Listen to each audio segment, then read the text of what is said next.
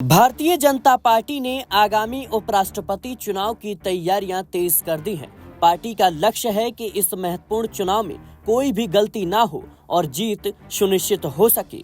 इसी कड़ी में खबर सामने आ रही है कि बीजेपी राष्ट्रीय अध्यक्ष जेपी नड्डा और प्रधानमंत्री नरेंद्र मोदी के आवास पर रात्रि भोज का आयोजन किया जाएगा। इसका उद्देश्य सभी एनडीए सांसदों को एकजुट होकर चुनाव के लिए उनकी रणनीति को मजबूत करना है। उपराष्ट्रपति चुनाव को लेकर बीजेपी सांसदों को एकजुट करने और मतदान प्रक्रिया की बारीकियों के बारे में जानकारी देने के लिए इस कार्यक्रम का आयोजन किया जा रहा है।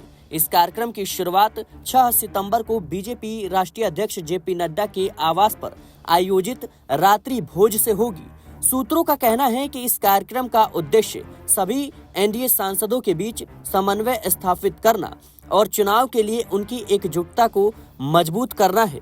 इससे अगले दिन यानी 7 सितंबर को सुबह 9 बजे से देर शाम तक बीजेपी सांसदों के लिए एक विशेष वर्कशॉप का आयोजन किया जाएगा। इस वर्कशॉप में सांसदों को उपराष्ट्रपति चुनाव की मतदान प्रक्रिया, बैलेट पेपर को सही तरीके से मोड़ने, भरने के तरीके और मतदान से संबंधित नियम कानूनों के बारे में पूरी जानकारी दी जाएगी।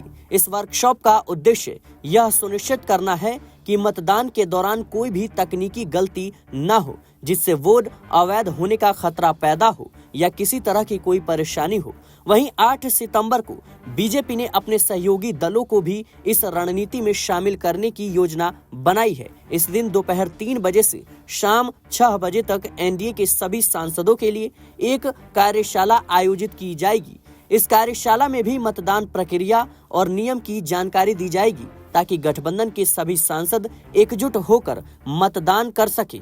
इसी दिन प्रधानमंत्री नरेंद्र मोदी के आवास पर बीजेपी और एनडीए के सभी सांसदों के लिए रात्रि भोज का आयोजन होगा। ये रात्रि भोज न केवल सांसदों के बीच एकता को बढ़ावा देगा, बल्कि चुनाव से एक दिन पहले गठबंधन की रणनीति को अंतिम रूप देगा। आपको बता दें दर्शकों कि उपराष्ट्रपति चुनाव के लिए मतदान 9 सितंबर को होगा। वहीं प्रत्याशियों की बात करें तो बीजेपी एनडीए गठबंधन ने महाराष्ट्र के राज्यपाल सीपी राधाकृष्णन को अपना उम्मीदवार बनाया है, जबकि इंडिया गठबंधन ने बी सुदर्शन रेड्डी को अपना उम्मीदवार घोषित किया है। देखना होगा कि किसकी जीत होती है। फिलहाल के लिए इस रिपोर्ट में इतना ही। देश और दुनिया की तमाम खबरों के लिए बने रहे नेक्स्ट 9 न्यूज के साथ।